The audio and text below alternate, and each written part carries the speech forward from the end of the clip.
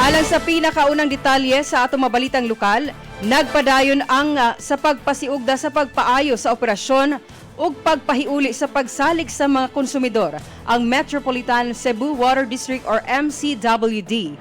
Samtang nagtan-aw sa lagmit nga pinansyal nga pagbangon sa ikatulong kwarter karong tuig. Matod ni Attorney John D.X. Lapid, General Manager, ang MCWD anaa karon sa yugto sa pag-rebuild human sa pipila ka tuig nga operational challenges. Sukad sa iyang paglingkod, nakig-uban siya sa mga empleyado, konsumidor ug stakeholders aron masuta ang mga nag-una nga isyu sa Water District.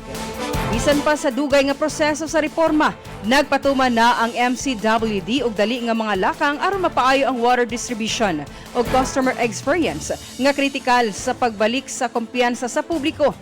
Gihisgutan usab ang nangaging kontrobersiya apil ang 2024 nga isyu.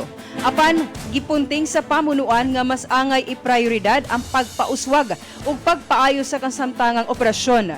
Sa kinatibukan, ang MCWD nagserbisyo sa dulan 200,000 ka konsumidor, nagpatuman og efficiency measures aron mabawi ang pinansyal nga kalig-on bisan pa sa pagsugod sa tuig nga adunay budget deficit nga gilauman nga maayong resulta sa ikatulong quarter sa 2026.